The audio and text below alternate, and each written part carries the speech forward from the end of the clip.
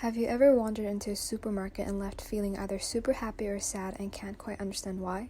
Thinking back to it, do you remember what your interactions were like in the shop? Was everyone smiling endlessly down every aisle, or did the shopkeeper dismiss you with a disapproving frown? Well, there's some evidence suggesting that picking up on emotions is part of human nature. The field interested in exactly that is known as emotional contagion. It refers to how we could potentially adopt the emotional state of another person even if we aren't aware of it. By that we mean behavior which we observe others display is then reciprocated by us to a certain degree, arguably creating a similar experience of affect. Studies focus both on emotional synchrony between individuals interacting one-on-one and in larger groups. Research suggests that this phenomenon is somewhat triggered by facial expressions and other influential factors in human interactions.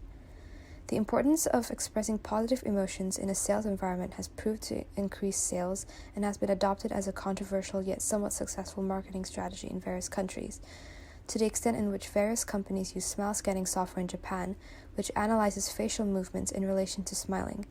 It is used to monitor how often and to what extent workers smile in customer-related interactions.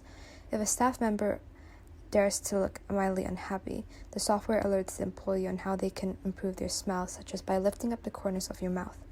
Funnily enough, results showed that employees who had training in how to effectively smile increased customer satisfaction. Who would have known? Now let's go back to the history of emotional contagion. Although many thinkers have addressed this phenomenon for centuries, for example, it was referred to as contagion of feeling in the 19th century. The term was never coined until 1985 in Reben's Dictionary of Psychology, which specifically mentioned the term emotional contagion. However, Hatfield in 1993 was the first to further investigate emotional contagion and to address how it could potentially govern interactions and in turn our emotional responses. Emotional contagion has been linked to mirror neurons located in the premotor and parietal areas, which include the hippocampus and limbic system in the brain. First discovered in monkeys, these neurons allow us to mimic others through observation. They have been found to play a role in how we experience and feel empathy. There's also a growing interest in the relationship between facial mimicry and emotional contagion. A study by Hess showed that participants watching different emotions expressed by actors reported the same emotions displayed by them. This suggests that facial activity can influence how the observer experiences their own emotions, indicating that emotions could be somewhat contagious.